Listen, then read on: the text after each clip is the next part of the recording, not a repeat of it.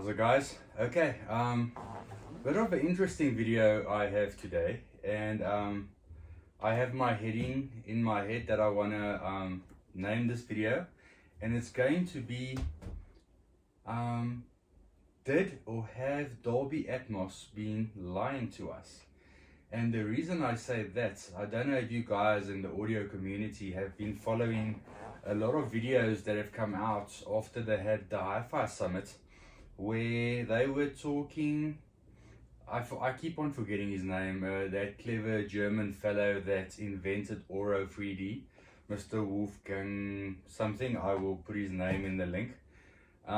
So what he said, okay, so how the story goes is Auro-3D has been around for much longer than Dolby Atmos or DTSX.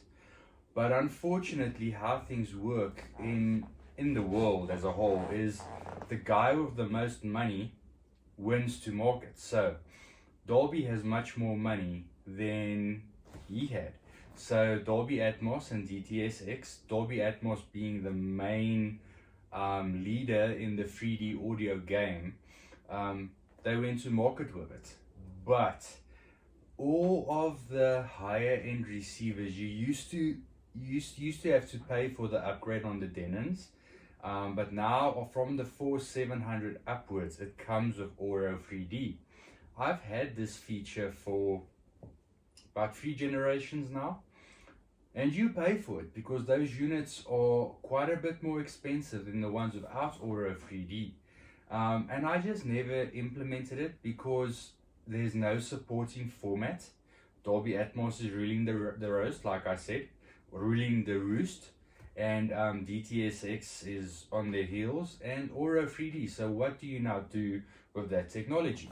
And what Dolby used to say, because they changed their whole thing now, is that you cannot run an Auro-3D setup with a Dolby Atmos setup. They don't work in the same world. The setups are different. So Dolby wants you to put Dolby wants you to put speakers in the ceiling above your head. Auro says this is crap. It does not work. They want you to place the heights from where you're sitting at a 30-degree angle upwards, front and rear. So why does Auro say this, and why does Dolby say something else? So Auro actually has science behind this. Some very clever people, very clever German chaps.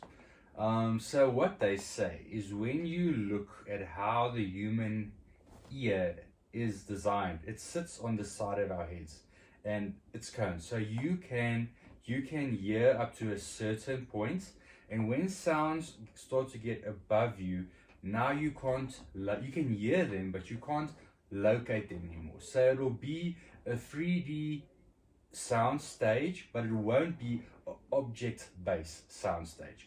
So when there's a helicopter, you will hear a helicopter go around you in Auro.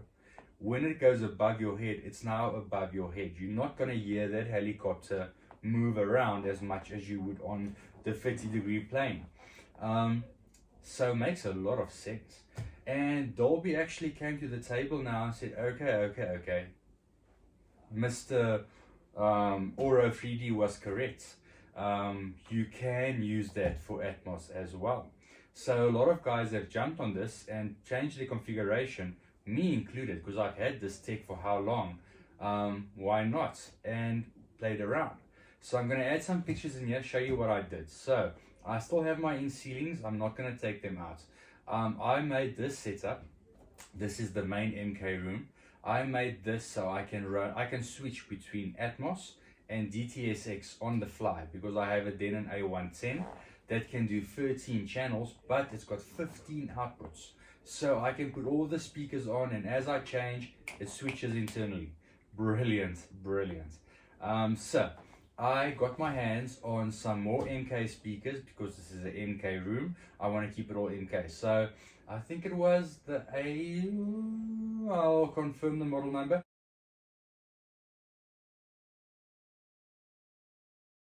It's a discontinued model.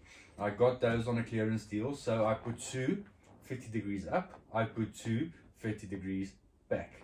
The front Atmos is still running as front Atmos. So as soon as I switch over to Auro-3D, they disconnect, so they don't play because they don't want you to have speakers in the ceiling. I do have one center height as well, so 1, 2, 3, 4, 5 extra speakers and a voice of God. So voice of God is one channel, center channel above the screen is one channel, so those count as 2 channels. But I have 2 ceiling speakers, so I now sat and I wonder, I'm not going to make another hole and add 1 extra ceiling speaker now. Got me thinking. MK is 4 ohm load speakers.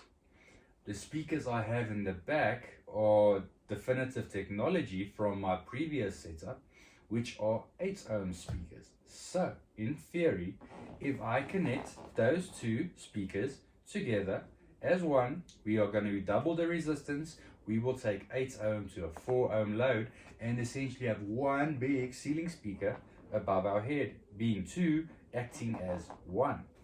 It works brilliantly.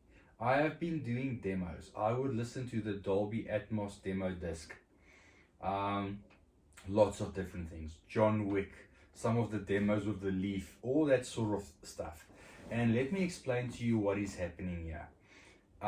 Where it's Dolby Atmos, you will hear it going, but you can't object base that thing all the way. So the Leaf will sort of not be there. It will come, it will go around you, it will disappear, it will come, it will go, and it will be there. So you don't get it all the way. But with Auro-3D, I can close my eyes and I can follow that Leaf everywhere, from where it breaks above my head to where it starts going around, coming all the way. I can hear it in the center behind me, going there. I can hear on the side, I can hear it there. And I had a flat spot behind the screen. That's why I did the center above the screen. And truth behold, I can now follow that all the way. It is insanely good. I did the Encounter one on the Atmos disc. You can hear where the spaceship stops there. As it drops down, goes behind me there, goes back up, goes there. It's phenomenally good. So guys, if you do have an Auro capable machine, they only come on the high machines. And if you have something like the Denon 8500, you can really do it to the max. I'm running all 13 channels now. I'm running 4 subwoofers. This room now is kitted to the hilt before we start going to the Emotiva 16 and 24 channel processors. As far as Denon can go, this is now maxed out. But guys, it is so good. And also, what I realized, and it comes down to money and rights. Well, rights, but then money. Some of the guys, when, let's take Ready Player One, comes out on disc. Brilliant movie. But it doesn't matter how many Atmos speakers you have, because it's only mixed with 2 Atmos speakers. So if you start adding front and rear Atmos, those channels are not going to be reproducing any sound. Only the 2 middle ones above or slightly in front of your head. So that is why some of the guys haven't, with smaller setups say it's a brilliant movie. Guys with bigger setups say no, it's lacking. It is lacking. So what happens is the studio will have budget limitations and they can't mix anymore. So they just want to tick the Atmos box. That's it, ship it out, let it go. Then you'll get guys, some of the higher end studios will take those mixes and they will remix them and relaunch them as special editions. But if you don't have the rights to do that, you can't do that. Money game. But skip all of that. We can upmix. We have Auro. We have Auro-3D. And we can upmix via Auro. And we can intense how much we want that. So now we can take that poor Atmos mix and we can mix it into Auro-3D and take full advantage of everything. Guys, you will be watching all your old movies. Let's say you're watching Netflix and stuff loads and it's 5.1. Normally it's like, man, now I don't want to watch this in 5.1. Those days are gone. I rewatched all those movies. Not the full movies because I was limited in time, but I demoed them. It's freaking amazing. It is so good.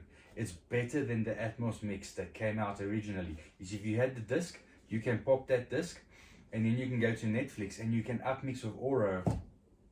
Amazing. Your music concerts, you are in the middle of that concert. Guys, so if you have not yet done this, take my word for it. I know it's going to take a bit of changing your setups because now your speakers mustn't be above your head. They need to be at 50-degree angles. Get some older bookshelves to play around with, or buy smaller satellite systems, put them on a bracket, put them in the corners. Leave your ceiling speakers there. You can repurpose them as the voice of God speaker. If they are 8 ohm and your receiver can do 4 ohm loads, you can put them together and try and sort of mad scientist it the way that I did. Because I've always been well, people call me a mad scientist that know me, but it's not true. I'm no scientist. But yeah, guys, so please, if you want to have more stuff like this, please like, subscribe. Let me know what your findings are. Pop in the bottom. Did it work for you? Didn't it work for you? Is it too much work? And why did Dolby not just come from the start? Why do they always need to make money out of something? It just, I wish people would start working together and not against each other. But in any case, that's a rant for a different day. Guys, till next time, cheers.